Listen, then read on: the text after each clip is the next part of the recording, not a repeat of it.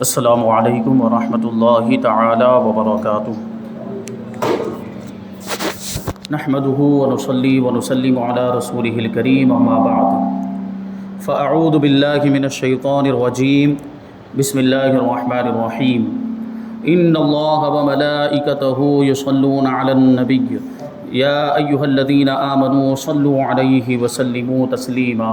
اللہم صلی علی سیدنا ومولانا محمد معدن الجود والکرم وآلہ الکرام وابنہ الکریم وبارک وسلم صلاۃ وسلاما علیک یا رسول اللہ صلی اللہ تعالی علیہ وسلم۔ عزیزان ملت اسلامیہ، ابھی تک ہم نے قرآن مجید کے تعلق سے تمہیدی گفتگو سماعت کی۔ اب ہم کتاب کی طرف آتے ہیں۔ یہاں سب سے پہلے قرآن مجید کی لفظی اور لغوی تحقیق پیش کی جا رہی ہے۔ لفظ قرآن جو ہے، قرآن، اس کا مطلب اور اس کا معنی کیا ہوتا ہے لغت کے اعتبار سے، ڈکشنری کے اعتبار سے، اور یہ کس سے بنا ہے اس کے تعلق سے کچھ گفتگو کریں گے۔ اور ابھی بھی تفسیر شروع نہیں ہوئی ہے، ابھی تفسیر شروع ہونے سے پہلے تفسیر سے تعلق رکھنے والی کچھ ضروری چیزوں کو بیان کیا جا رہا ہے، کیونکہ اصل مقصد سے پہلے کبھی کبھی مقدمہ کے طور پر کچھ چیزیں ایسی بیان کی جاتی ہیں جن کے ذریعے سے اصل مقصد کو سمجھنا آسان ہو جاتا ہے۔ جیسے ابھی ہم کو قرآن مجید کی تفسیر کو سماعت کرنا ہے، اس کو سننا ہے، قرآن پاک کو ہمیں سمجھنا ہے، تو اس کے لیے جن چیزوں کی ضرورت ہے، سب سے پہلے تو لفظ قرآن ہی پر گفتگو ہو رہی ہے، تاکہ ہم کو سب سے پہلے یہ تو پتہ چلے کہ لفظ قرآن کا مطلب کیا ہوتا ہے۔ تو سب سے پہلے وہ بتائیں گے، پھر تفسیر کے تعلق سے بتائیں گے، قرآن کی تلاوت کے فضائل اور فوائد کو بتائیں گے، اور بہت ساری چیزیں اس میں شامل کی جائیں گی جو قرآن کی تفسیر ہی سے تعلق رکھتی ہیں، اور ان چیزوں کو جب ہم سمجھ لیں گے تو پھر تفسیر کو سمجھنا ہمارے لیے آسان ہو جائے گا۔ لفظ قرآن یا تو قرؤن سے بنا ہے، یا قراءۃ سے بنا ہے، یا قرن سے بنا ہے۔ تین چیزوں سے اس کے تعلق سے جو ہے کہ آیا ہے کہ یا تو لفظ یہ قرآن جو ہے یہ قرؤن سے یا قراءۃ سے یا قرن سے بنا ہے۔ اب الگ الگ اعتبار سے پوری اس کی تحقیق پیش کریں گے اور اس کی پوری تفصیل بیان کریں گے۔ اگر اس کو قرؤن کے معنی میں لیں، اگر اس کو مانے کہ یہ قرؤن سے بنا ہے، تو قرؤن کے معنی ہوتے جمع ہونے کے۔ قرؤن کا معنی کیا ہوتا ہے؟ جمع ہونا، ایک جگہ پر اکٹھا ہو جانا۔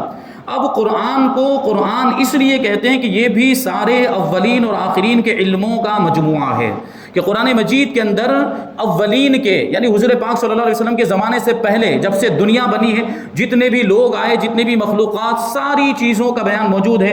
اور حضور پاک صلی اللہ علیہ وسلم کے زمانے کے بعد قیامت تک جتنے بھی لوگ، مخلوقات، جو بھی زمانہ اور جو بھی چیزیں ہوں گی، ساری چیزوں کا علم قرآن مجید کے اندر رکھ دیا گیا، سارے چیزوں کے علم کو قرآن مجید کے اندر جمع فرما دیا گیا۔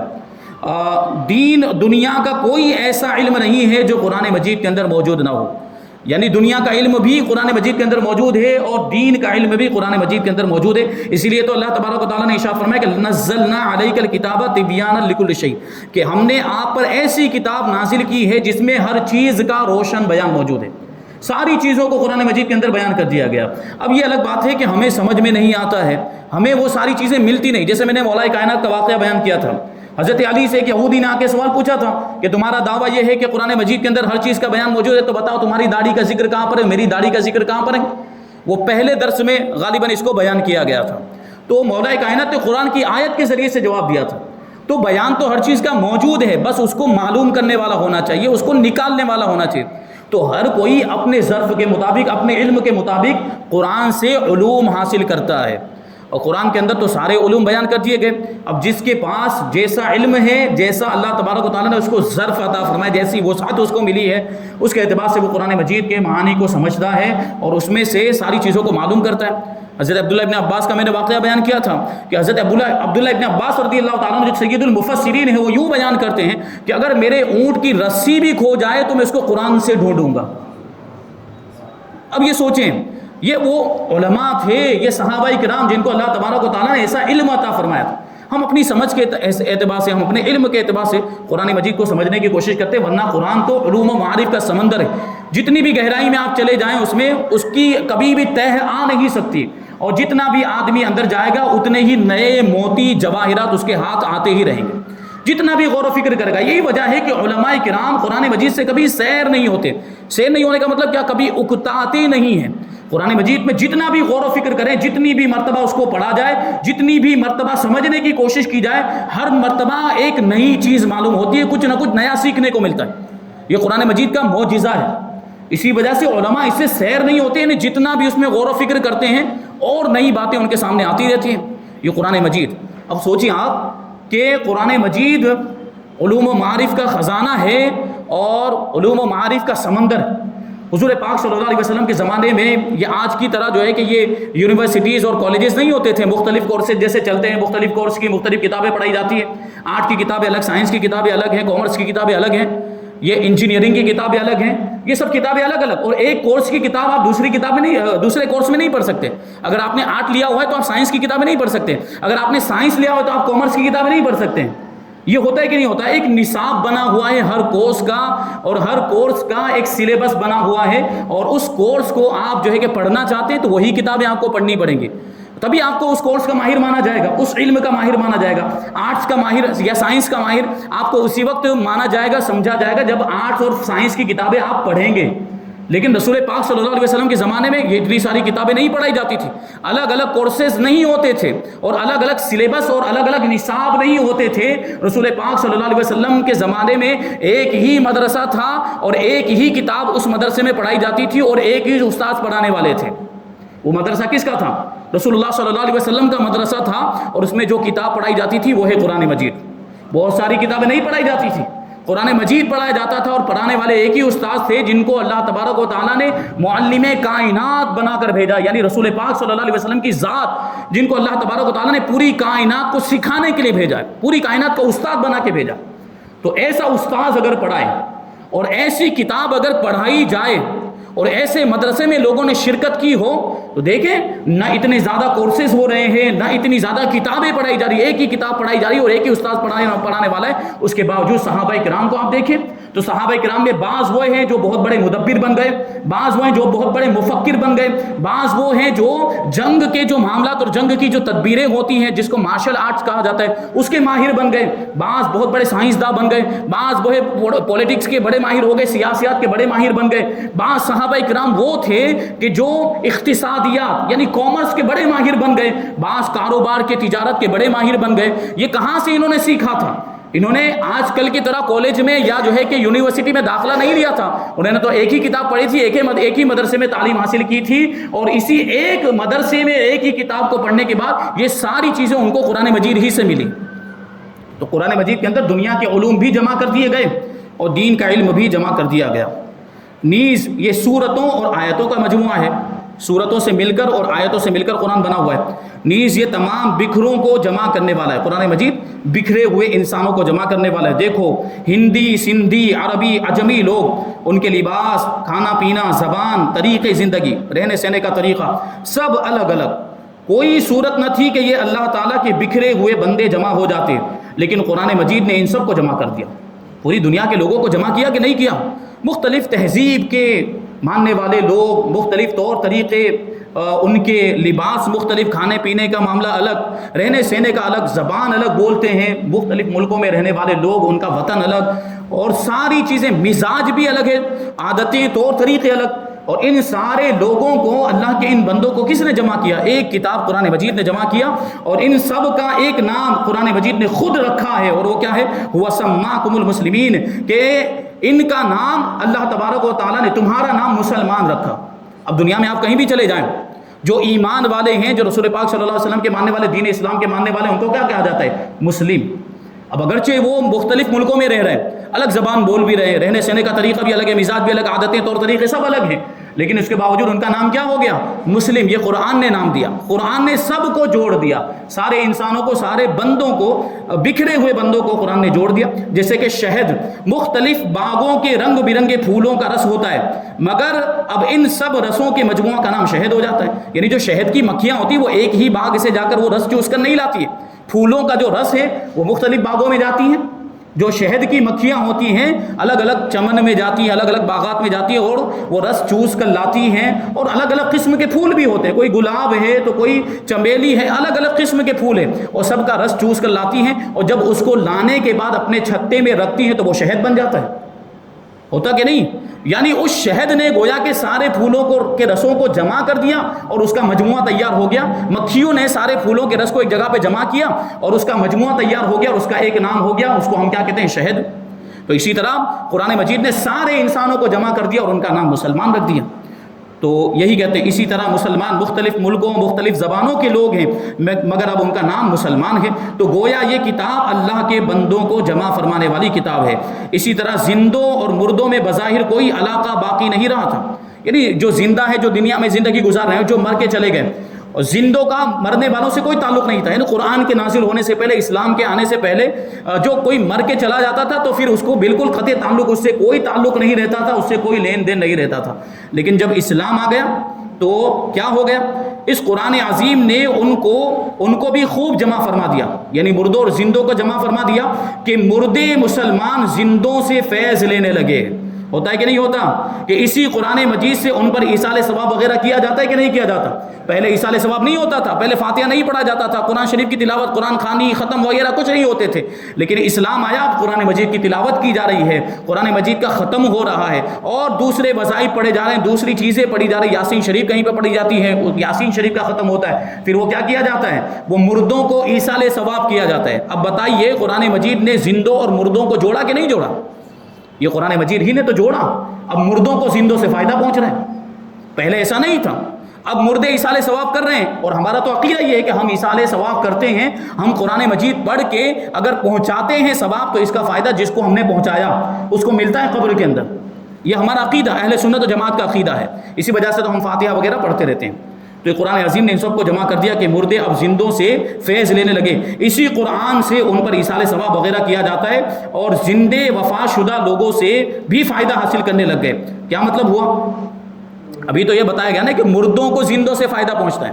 اب یہ کہہ رہے ہیں کہ زندوں کو مردوں سے فائدہ پہنچتا ہے. وہ کیسے؟ مردہ تو نہیں کہہ سکتے ہیں لیکن وفات شدہ لوگ کہیں گے ہم. وفات شدہ لوگ یعنی جو دنیا سے ظاہری طور پر تشریف لے گئے, جن کو ہم کیا کہتے ہیں؟ پردہ کر گئے. ہم اپنی زبان میں کیا کہتے ہیں؟ جو پردہ کر گئے. تو زندوں کو ایسی کچھ شخصیات ہوتی ہیں, ایسے اللہ کے کچھ نیک بندے ہوتے ہیں, اللہ کے ولی ہوتے ہیں کہ وہ وفات پا چکے ہوتے ہیں, پردہ کر چکے ہوتے ہیں, لیکن ان سے زندوں کو فائدہ پہنچتا ہے کہ نہیں پہنچتا؟ یہ بھی تو ہمارا عقیدہ ہے. اللہ کے ولیوں کی بارگاہ میں کیوں پہنچتے ہم؟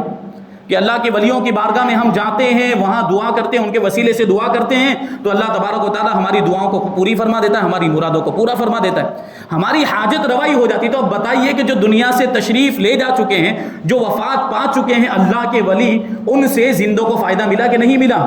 یہ بھی قرآن مجید کی برکت ہی سے ہوا ہے. وہ کیسے ہوا؟ کہتے ہیں کہ زندوں سے فائدہ, اسی قرآن کے زندوں کو فائدہ وفات شدگان لوگوں سے کہ وہ حضرات اسی قرآن کی برکت سے ولی قطب غوث بنے.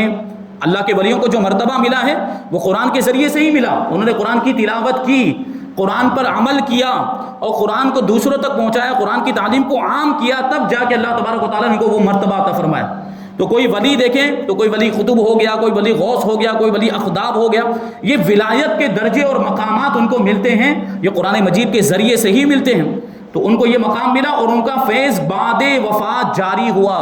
یعنی اللہ کے ولی دنیا سے پردہ کرنے کے بعد بھی لوگوں کو فائدہ پہنچا رہے ہیں.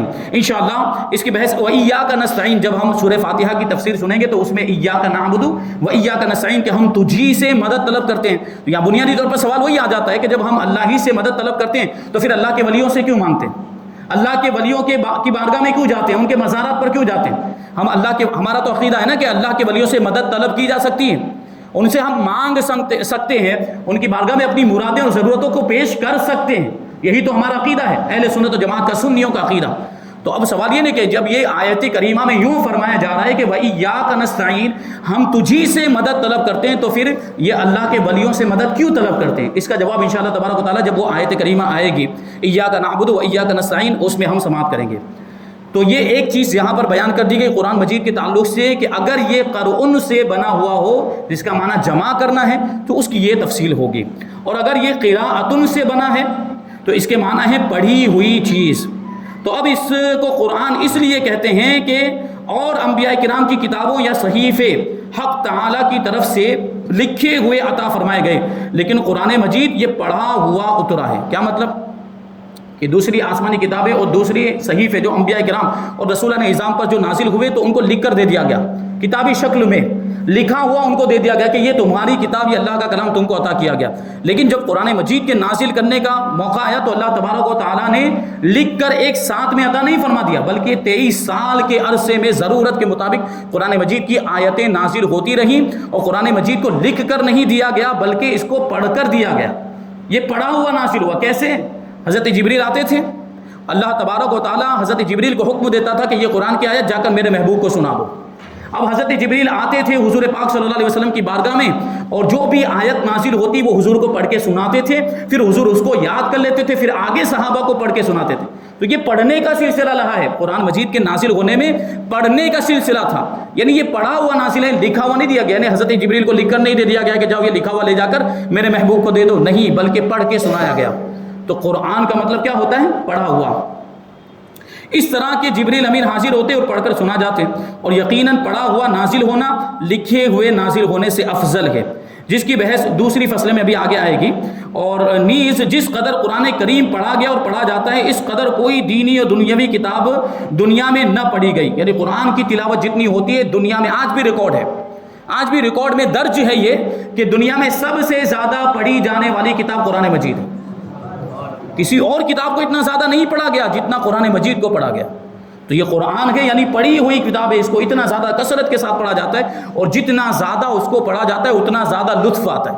دوسری کتابوں کے معاملات کیا ہوتے ہیں کہ اگر کوئی کتاب ایک بار ہم نے پڑھ لی تو دوسری مرتبہ پڑھنے میں تھوڑا اکتاہٹ محسوس ہوتی ہے، جو ہم نہیں بولتے کنٹالا آتا ہے، نہیں دوسری ایک بار تو پڑھ چکے ہیں، اب کتنی بار پڑھیں گے، ہوتا ہے کہ نہیں ہوتا؟ لیکن قرآن مجید کو جتنی مرتبہ پڑھا جائے اتنی مرتبہ نیا لطف اور نیا مزہ آتا ہے۔ یہ قرآن مجید کی شان ہے، اللہ تبارک و تعالیٰ نے ایسی عظیم کتاب ہم کو عطا فرمائی، کیونکہ جو آدمی دنیا میں جو آدمی کوئی کتاب بناتا ہے، یعنی کوئی کتاب لکھتا ہے، وہ تھوڑے سے لوگوں کے پاس پہنچتی ہے، وہ بھی ایک آدھ دفعہ پڑھتے ہیں۔ دنیا میں کوئی بھی اگر کتاب لکھتا ہے تو ایک ساتھ میں پوری دنیا میں تو پہنچ نہیں جاتی، وہ چند مخصوص علاقے کے لوگ ہیں، مخصوص کسی ایک ملک کے لوگ ہیں، ان تک پہنچتی ہے، اور پھر وہ پڑھتے بھی تو ایک یا دو مرتبہ پڑھتے ہیں، پھر اس کو رکھ دیتے ہیں، اور پھر کچھ زمانے کے بعد وہ کتاب ختم ہو جاتی ہے، اس کا نام و نشان بھی نہیں رہتا۔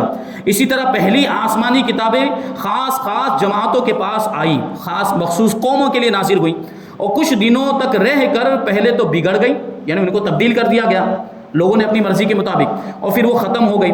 اب اس کا بھی ذکر انشاءاللہ تبارک و تعالیٰ آگے آئے گا۔ لیکن قرآن مجید کی شان یہ ہے کہ سارے عالم کی طرف آیا۔ قرآن مجید کسی مخصوص علاقے کے لیے نازل نہیں ہوا ہے، یہ کسی خاص قوم کے لیے نازل نہیں ہوا، یہ تو پوری دنیا کے لیے نازل ہوا ہے، پوری دنیا کے انسانوں کے لیے نازل ہوا ہے، اور ساری خدائی یعنی ساری مخلوقات یا سارے انسانوں تک یہ قرآن پہنچا ہے۔ سب نے پڑھا، بار بار پڑھا، اور دل نہیں بھرا، اتنا پڑھنے کے باوجود بھی قرآن سے دل نہیں بھرا۔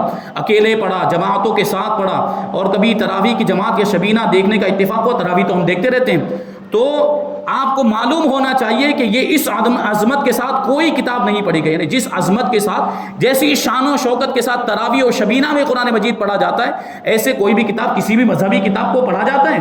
نہیں پڑھا جاتا۔ یہ قرآن ہی کی شان ہے کہ اس کا اتنا اہتمام کیا جاتا ہے، اس کی تلاوت کا۔ کیوں؟ کیونکہ اللہ تبارک و تعالیٰ نے قرآن مجید کی تلاوت میں بھی ثواب رکھا ہے۔ اگر ایک حرف پڑھ لو تو 10 نیکیاں لکھ دی جاتی، تو پھر کیوں نہ اس کی تلاوت کی جائے؟ ایسی برکت والی کتاب ہے یہ۔ تو اس کو بار بار پڑھا گیا، اور لطف والی بات یہ ہے کہ اس کو مسلمانوں نے بھی پڑھا اور کفار نے بھی پڑھا۔ تعجب کی بات ہے نا، مسلمان تو چلو ان کی مذہبی کتاب اس لیے پڑھتے ہیں، مسلمان ہماری رہنمائی کے لیے قرآن مجید نازل ہوا، ہماری ہدایت کے نازل ہوا، تو اس لیے ہم پڑھتے ہیں، اور اس میں ہمارے لیے ثواب۔ کافروں کے لیے کوئی ثواب نہیں ہے۔ کافر کو اس کے کفر کی وجہ سے جتنے بھی نیک کام اگرچہ وہ کر لے، کسی بھی نیک کام کا ثواب اسے ملتا ہے؟ نہیں ملتا۔ کسی بھی نیک کام کا ثواب ملنے کے لیے کیا شرط ہے؟ ایمان ہونا شرط ہے۔ لیکن اس کے باوجود یہ قرآن مجید کا اعجاز ہے، یہ اس کی شان عظمت ہے کہ اس کو مسلمانوں نے تو پڑھا ہی پڑھا، کافروں نے بھی پڑھا۔ آپ سنتے ہوں گے نا کہ گاندھی جی کو بھی کئی پارے یاد تھے زبانی، گرو نانک کو بھی بہت سارے پارے زبانی یاد تھے، قرآن وہ بھی قرآن پڑھے ہوئے، تو یہ مسلمان تھے۔ ایسی بہت ساری مثالیں دی جا سکتی ہیں۔ اور پھر کچھ لوگ تو ویسے بھی ہیں جو اسلام پر اعتراض کرنے کے لیے قرآن کو پڑھتے ہیں۔ مستشرقین یہ ایک جماعت ہے، ایک بہت بڑا فرقہ ہے۔ مستشرقین کا مطلب کیا؟ یہ رہنے والے تو مغربی ممالک کے ہوتے ہیں، ویسٹرن کنٹریز سے ان کا تعلق ہوتا ہے، لیکن آتے ہیں مشرقی ممالک میں، یعنی ایسٹرن ممالک میں وہ لوگ آتے ہیں، ہندوستان، پاکستان، یہ جو بھی مشرق جس کو دنیا کا مشرق کہا جاتا ہے، دنیا کا ایسٹ جس کو کہا جاتا ہے، تو وہ یہاں پر آتے ہیں اور قرآن کی تعلیم وہ وہاں سے لے کر آئے ہوئے ہوتے ہیں، قرآن کو پڑھتے ہیں، اچھی طرح اس کا پورا علم حاصل کرتے ہیں، اسلام کو اسٹڈی کرتے ہیں۔ پورا ریسرچ وغیرہ سب کچھ کر کے آتے ہیں، پھر یہاں آنے کے بعد اسلام پر اعتراض کرتے ہیں، یعنی اسلام کو پڑھ کر اسلام ہی پر اعتراض کرتے ہیں۔ یہ ان کے معاملات ہوتے ہیں، ان کا مقصد بس فساد پھیلانا ہوتا ہے اور لوگوں کے ذہنوں میں طرح طرح کے سوالات اسلام کے تعلق سے یہ پیدا کرنا ان کا مقصد ہوتا ہے۔ لیکن بعض اوقات کیا ہوتا ہے، یہ لوگ پڑھ رہے ہوتے ہیں قرآن مجید کو اس وجہ سے پڑھ رہے ہوتے ہیں کہ ہم قرآن کو پڑھ کے قرآن ہی پر اعتراض کریں گے یا اسلام پر اعتراض کریں گے، اور اللہ تبارک و تعالیٰ اسی قرآن کے ذریعے ان کو ہدایت عطا فرما دیتا ہے۔ وہ مسلمان ہو جاتے، چلے تھے قرآن پر اعتراض کرنے کے لیے، چلے تھے اسلام پر اعتراض کرنے کے لیے، پتہ چلا قرآن کی برکت سے وہ خود مسلمان ہو گئے، یہ بھی دیکھا گیا۔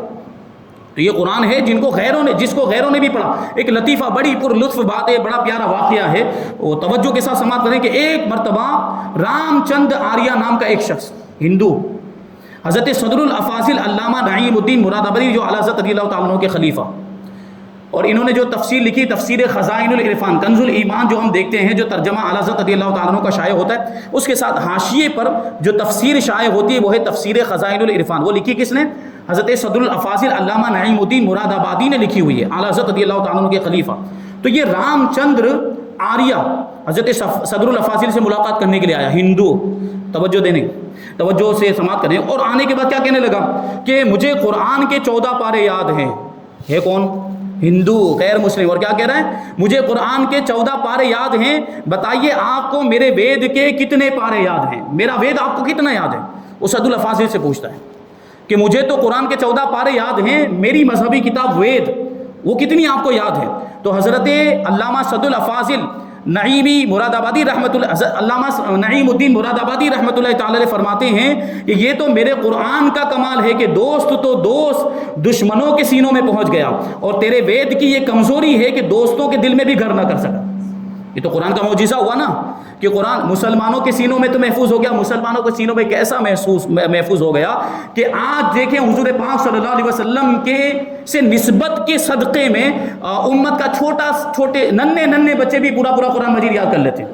یہ قرآن کا اعجاز، کتنے حفاظ موجود ہیں آج پوری قوم کے اندر، مسلمانوں کے اندر حافظ قرآن جو پورے قرآن کو یاد کر لیتے ہیں، جبکہ اسی قرآن کے بارے میں اللہ تبارک و تعالیٰ نے خود قرآن مجید کے اندر ارشاد فرمایا کہ لو انزلنا هذا القرآن على جبل لرأيته خاشعا متصدعا من خشیۃ اللہ، کہ اگر ہم اس قرآن کو کسی پہاڑ پر نازل کرتے، پہاڑ کتنے بلند و بالا، کتنے مضبوط ہوتے ہیں، کتنے قوی ہوتے ہیں، اگر ہم اس کو کسی پہاڑ پر نازل کرتے تو وہ پہاڑ اللہ تبارک و تعالیٰ کے خوف سے پھٹ کر ٹکڑے ٹکڑے ہو جاتا، جلال کی وجہ سے، کلام الہی کی ہیبت کی وجہ سے۔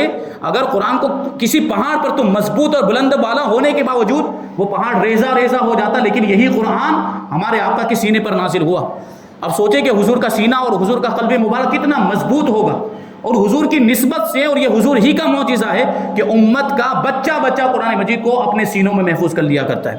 تو حضرت صدر الافاضل نے یہ جواب دیا کہ یہ تو ہمارے قرآن کا کمال ہے، یہ قرآن کا معجزہ ہے کہ دوستوں نے تو یاد کیا، دشمنوں نے بھی یاد کر لیا، اور تمہارے وید کی یہ کمزوری ہے کہ دوستوں کے دل میں نہیں پہنچ سکا تو غیروں کے دل میں، یعنی ہمارے دلوں میں کیسے پہنچے گا؟ اور بقول تمہارے دنیا میں وید کو آئے ہوئے کروڑوں برس ہو چکے، یعنی ان کا تو دعویٰ یہی ہے کہ یہ جو وید ہے یہ کروڑوں سال سے موجود ہے، لیکن ہندوستان سے آگے نہ نکل سکا۔ آج وید کے ماننے والے ہندوستان میں ایک ہی ملک کے اندر محدود ہیں، لیکن قرآن مجید کا یہ اعجاز اور اس کی شان ہے کہ چند صدیوں میں پوری دنیا میں پہنچ گیا، چند صدیوں میں، چند سالوں میں پوری دنیا کے اندر پہنچ گیا۔ تو یہ قرآن مجید کے تعلق سے بھی دو باتیں بیان کی گئی کہ اگر اس کو ہم قرؤن سے مشتق مانیں تو یہ مطلب ہوگا، اور اگر اس کو قراءتن سے مشتق مانیں تو اس کا یہ مطلب ہوگا، اور آگے بیان کریں گے کہ اس کو اگر یہ مانیں کہ یہ قرنن سے بنا ہے، اور قرنن کا معنی ہوتا ہے ملنا، تو پھر اس کی تفصیل کیا ہوگی انشاءاللہ تبارک و تعالیٰ اس کو ہم آگے آئندہ درس میں شامل کریں گے۔ اللہ تبارک و تعالیٰ کی بارگاہ میں دعا ہے کہ جو کچھ بھی بیان ہوا اس پر ہم سب کو عمل کرنے کی توفیق عطا فرمائے، اور قرآن پاک کے نور سے ہم سب کے دلوں کو روشن اور منور فرمائے۔ وما علینا الا البلاغ۔ السلام علیکم۔